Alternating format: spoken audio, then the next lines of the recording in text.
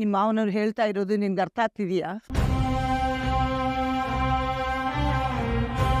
ಆದಷ್ಟು ಬೇಗ ನೀನು ಸಿಕ್ಕೆಲ್ಲ ಬಿಡಿಸ್ಕೊಂಡು ಬಿಡಬೇಕು. ಇಲ್ಲಾಂದ್ರೆ ಈ ಹುಡುಗಿ ನಿನ್ನ ಸಂಸಾರಕ್ಕೆ ಬೆಂಕಿ ಹಾಕ್ಬಿಡ್ತಾಳೆ. ಆಯ್ತು, ನಾವಿನ್ನು ಹೊರಡ್ತೀವಿ.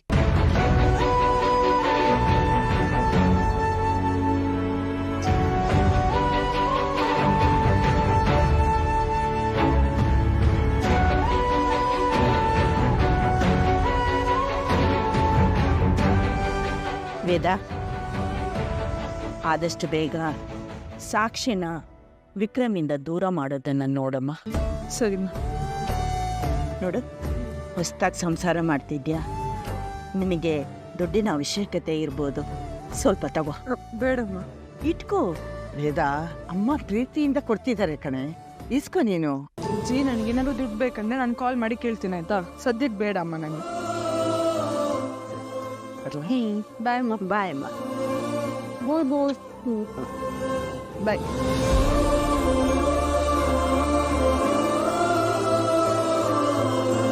ನಮ್ಮ ವೇದನ ವಾಪಸ್ ಕೊಡಿ ಅಂತ ಸೆರಗೊಡ್ಡಿ ಬೇಡ್ಕೊಂಡಿದ್ದೆ.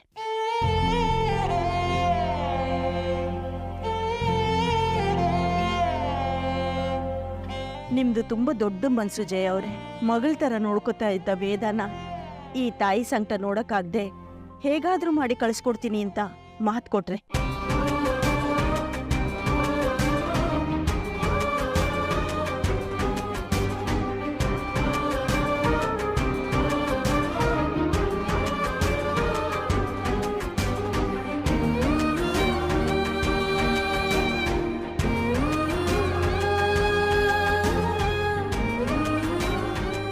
ಅಮ್ಮ, ಅಮ್ಮ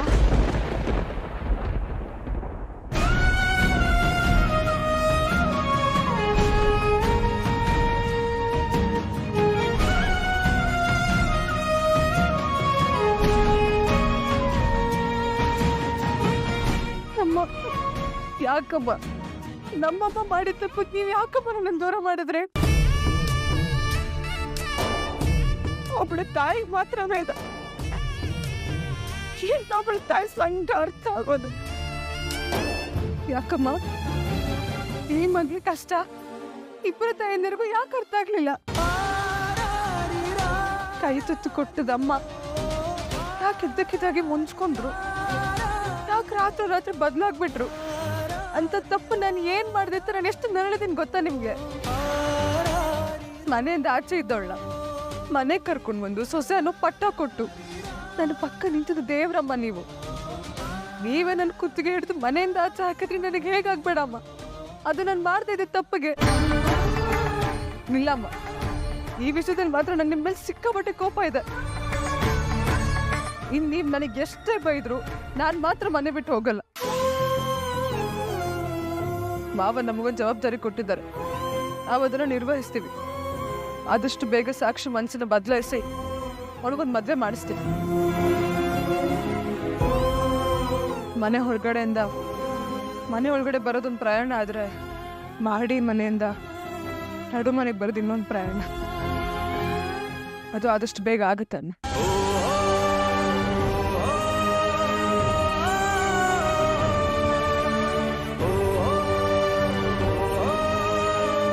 ಒಳ್ಳೆದಾಗಲಿ.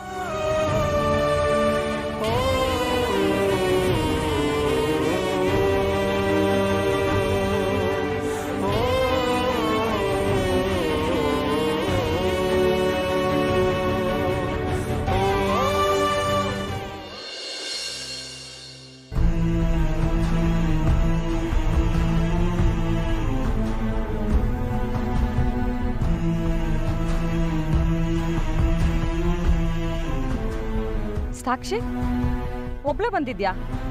ನನ್ಗೆ ಹೇಳಿದ್ರೆ ನಾನೇ ಬಂದು ಕರ್ಕೊಂಡ್ ಬರ್ತಿದ್ನಲ್ಲ. ಅದಿರ್ಲಿ, ಬಟ್ಟೆ ಬ್ಯಾಗ್ ಇರ್ಲಿ. ಬಟ್ಟೆ ಬ್ಯಾಗ ಉಟ್ಕೊಳಕ್ ಬಟ್ಟೆ ಇಲ್ಲ ಅಂತ ನೀನು ಹೇಳಿದ್ದಕ್ಕೆ ನಿಮ್ಮಪ್ಪ ಒಂದು ಬ್ಯಾಗಲ್ಲಿ ಎಲ್ಲ ತುಂಬ್ಕೊಂಡ್ ಕೊಟ್ಟಿದ್ರಲ್ಲ, ಅದಿರ್ಲಿ. ಮದ್ವೆಲೆ ಲಕ್ಷಾಂತರ ರೂಪಾಯಿ ಖರ್ಚಾಗೋಯ್ತು. ಈ ಹಾಳು ಬಟ್ಟೆ ಹೋದ್ರೆ ಹೋಗ್ಲಿ, ನೀನ್ ವಾಪಸ್ ಬಂದಿಯಲ್ಲ ಅಷ್ಟೇ ಸಾಕು. ಅಮ್ಮ, ಪಿತ್ತ ನೆತ್ತಿಗೇರ್ ಮಾತಾಡ್ತಿಲ್ಲ ತಾನೆ? ಏನೇನು ಮಾತಾಡ್ತಿದ್ಯಾ? ನಾನೇನ್ ಮನೆ ಬಿಟ್ಟು ಬಂದಿಲ್ಲ. ಮತ್ತೆ ನನ್ ಗಂಡನ್ಗೆ ನನ್ ಕೈಯಾರೆ ಅಡಿಗೆ ಮಾಡಿ ಬಿಸಿ ಬಿಸಿ ತಗೊಂಡೋಗಿ ತಿನ್ಸ್ಬೇಕಂತ ಬಂದಿರೋದು. ಅಯ್ಯೋ ನಿನ್ ಹುಚ್ಚಿಗೆ ಏನ್ ಹೇಳ್ಬೇಕಂತ ಗೊತ್ತಾಗ್ತಿಲ್ಲ. ಅಯ್ಯೋ ನೀನ್ ಹತ್ರ ಮಾತಾಡ್ಕೊಂಡು ನಂಗೆ ಟೈಮ್ ವೇಸ್ಟ್ ಮಾಡಕ್ ಟೈಮ್ ಇಲ್ಲ. ಸಾಕ್ಷಿ, ಈ ಸವಾಲ್ ಹಾಕೋ ಕೆಲಸ ಎಲ್ಲ ನಮಗ್ ಬೇಡ ಕಣೆ. ನನ್ ಮಾತ್ ಕೇಳು, ವಿಕ್ರಮ್ನ ಬಿಟ್ಬಿಡು. ಬಂಗಾರದಂತ ಹುಡ್ಗನ್ ಹುಡ್ಕಿ ನಾನ್ ನಿನ್ ಮದ್ವೆ ಮಾಡಿಸ್ತೀನಿ ಕಣೆ. ನನ್ಗೆ ಈಗಾಗ್ಲೇ ಮದ್ವೆ ಆಗಿದೆ. ಇದನ್ ಯಾರಾದ್ರೂ ಮದ್ವೆ ಅಂತಾರೇನೆ ಹುಚ್ಚಿ? ಇದೇ ತರ ತಾಳಿನ ಆ ವೇದ ಕಟ್ಕೊಂಬಂದಾಗ ಯಾರು ಒಪ್ಲಿಲ್ಲ. ಆದ್ರೆ ಇವಾಗ ಎಲ್ರು ಒಪ್ಪಿಲ್ವಾ? ನಂದು ಅದೇ ತರಾನೇ. ಇವತ್ತಲ್ಲ ನಾಳೆ ಒಪ್ಪೇ ಒಪ್ತಾರೆ. ಉಳ್ದವ್ರದ್ದು ಏನ್ ಕತೆನೋ. ಆದ್ರೆ ವಿಕ್ರಮ್ ಒಪ್ಬೇಕಲ್ಲ. ಮುಂಚೆ ಆ ಗಯಾಳಿ ವೇದನು ಅವ್ನು ಒಪ್ಪಿರ್ಲಿಲ್ಲ, ಈಗ ಒಪ್ಪಿಲ್ವಾ? ನಂದು ಅದೇ ಕತೆನೆ. ಅಯ್ಯೋ ನಿಂಗ್ ಹೇಗ್ ಅರ್ಥ ಮಾಡಿಸ್ಬೇಕೋ ಗೊತ್ತಾಗ್ತಿಲ್ಲ. ಲೇ, ಎರಡನೇ ಹೆಂಡತಿ ಅನ್ಸ್ಕೊಂಡವಳಿಗೆ ಮರ್ಯಾದೆ ಇರಲ್ಲ ಕಣೆ. ಅಮ್ಮ, ಶಿವನ್ಗೂ ಇಬ್ರು ಹೆಂಡ್ತಿದಿರು, ಪಾರ್ವತಿ ಗಂಗೆ. ಅವ್ರನ್ನ ಜನ ಒಪ್ಪಿಲ್ವಾ?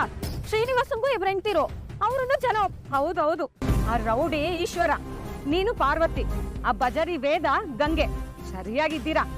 ಅದ್ ಹೇಗ್ ಅರ್ಥ ಮಾಡ್ಸೋದೆ ನಿಂಗೆ? ಅಮ್ಮ, ಸುಮ್ಮನೆ ಮಾತಾಡಿ ನನ್ನ ಟೈಮ್ ವೇಸ್ಟ್ ಮಾಡ್ಬೇಡ. ನಾನು ನನ್ನ ಗಂಡನ ಅಡ್ಗೆ ಮಾಡಬೇಕು. ಏ ಸಾಕ್ಷಿ,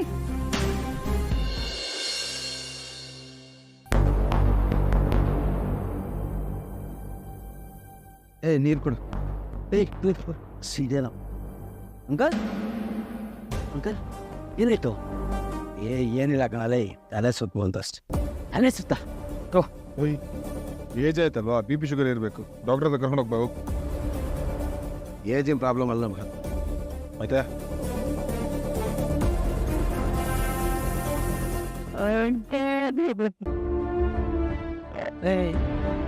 ಇದ್ಯಾನು ಹಿಂಗಳ್ತೀಯ? ಅಂಕಲ್, ಬಿ ಪಿ ಇಲ್ಲ, ಶುಗರು ಇಲ್ಲ, ತಲೆ ಸುತ್ತ ಬೇರೆ ಬರ್ತಾ ಇದೆ ಅಂತ ಇದೆಯಾ? ಏಜ್ ಬೇರೆ ಆಯ್ತು ಅನ್ನೋವಾಗ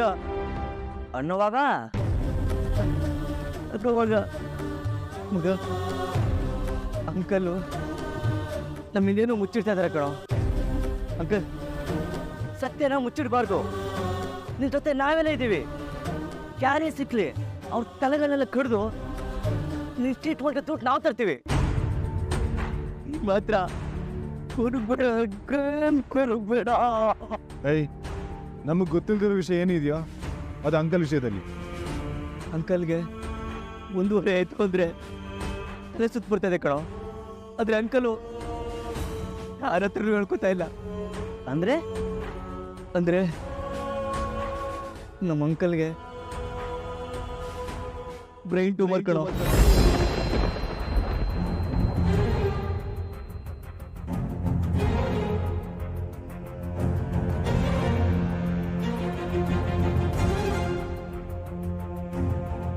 ಅದೇನು ಗೊತ್ತೇನೋ? ಏಯ್, ನೀನು ಮಾತಾಡ್ಬೇಡ. ಫ್ರೆಂಡ್ ಅಂತ ಅಷ್ಟು ನಂಬಿದೆ ನಿನ್ನ, ಇಂಥ ದೊಡ್ಡ ವಿಷಯ ಮುಚ್ಚಿಟ್ಟಿದ್ಯಲ್ಲೋ. ಅಲ್ಲ ಅಂಕಲ್, ಮಾತಿದ್ರೆ ನೀವೇ ನನಗೆಲ್ಲ ಅಂತಿದ್ದಲ್ಲ, ಇನ್ಯಾಕೆ ಮುಚ್ಚಿಟ್ಟಿದ್ಯಾ? ಲೇ, ನಾನು ಹೇಳೋದು ಸ್ವಲ್ಪ ಕೇಳ್ರು. ಬಾಯಿ ಮುಚ್ಚ ಅಂಕಲ್, ಹೇಳ್ತಾನೆ. ಏಯ್, ಫಸ್ಟ್ ಮನೆ ಹೋಗಿ ರಿಪೋರ್ಟ್ ತಗೊಂಡು ಯಾವ್ದಾದ್ರು ಒಳ್ಳೆ ಹಾಸ್ಪಿಟಲ್ ಹೋಗೋಣ. ಬಾ ಅಪ್ಪ. ವಿಕ್ರಮ್, ನೀವೇನು ಮಾತಾಡಬೇಡಿ. ಮುಚ್ಚ ಬಾಯ್ ಸಾಕು. ಮಾತಾಡೋಕೆ ಅವಕಾಶ ಕೊಡದೆ ಮೇಲಿನ ಮೇಲೆ ಮಾತಾಡ್ತಾನೆ ಇದ್ದೀರಲ್ಲ. ನನಗೆ ಯಾವ ರೋಗನೂ ಇಲ್ಲ. ಸುಳ್ಳು ಹೇಳ್ಬೇಡ ಅಂಕಲ್ ನೀನು. ಕಾಲಾಗ ಮಚ್ಚ ತುಳಿದು ಬಿಡ್ತೀನಿ ನೋಡು. ಇಷ್ಟು ಚೆನ್ನಾಗಿರೋ ನನ್ನ ಬಾಯಿಲ್ಲ ಕುಡ್ಬಿಟ್ಟಲ್ಲ. ಅಂಕಲ್, ಅಂದ್ರೆ ನಿಂಗೆ ನಿಜವಾಗ್ಲೂ ಯಾವ ರೋಗನೂ ಇಲ್ವಾ? ಮತ್ತೆ ತಲೆ ಸುತ್ತಂತ ಇದೆಯಾ? ಜಗತ್ತಿನಲ್ಲಿ ಯಾವುದೇ ಪ್ರಾಣಿ ಹಸ್ಕೊಂಡಿದ್ರು ತಲೆ ಸುತ್ತ ಬರುತ್ತೆ ಕಣ. ನಿಜ ಹೇಳಾಗ್ತದೆ ನಿನ್ಗೆ ಚೆನ್ನಾಗಿದೆ ತಾನೆ? ನನ್ನ ಹಣ ಇರೋದು ನಾನು ಆರಾಮಾಗಿದ್ದೆ. ಅಂಕಲ್, ಸುಮ್ಮನೆ ಡೌ ಮಾಡಬೇಡ, ನಿಜ ಹೇಳು. ನನ್ನ ಮಗನ ಮೇಲೆ ಹಣ ಕಣ, ನಾನು ಆರಾಮಾಗಿದ್ದೀನಿ ಕಣಪ್ಪ. ಲೇ ಜಿರಪ್ಪೆ, ಇನ್ನೊಂದು ಸ್ವಲ್ಪ ಓದ್ಬಿಟ್ಟಿದ್ರೆ ನ್ಯೂಸ್ ಚಾನಲ್ ಸೇರ್ಕೊಂಡ್ಬಿಡ್ತೈತೆ ಕಣ. ಬೋಲೆ ಕುಂತಿಯ ಕಣ. ಸರಿ ನಡ್ರಪ್ಪ, ಹಸುವಿಂದ ಹೊಟ್ಟೆ ಉರಿ ಶುರುವಾದ್ರೆ ಅದಕ್ಕೊಂದು ಹೊಸ ರೋಗದ ಹೆಸರು ಕಟ್ಬಿಡ್ತೀರಾ. ನಡಿ. ಸರಿ, ಬನ್ನಿ ನೋಡ. ಅಂಕಲ್, ನಮ್ಮ ಮನೆಯವ್ರ ಫೋನ್, ನೀವು ಹೋಗಿರಿ. ಮಾತಾಡ್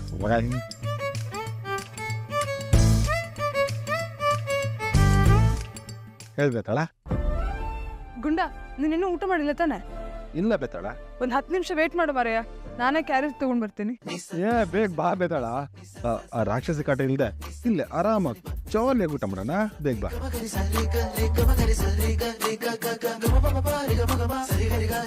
ನನ್ನ ಹೆಂಡತಿ ಊಟ ತಗೊಂಡ್ ಬರ್ತಿದ್ದಾಳೆ.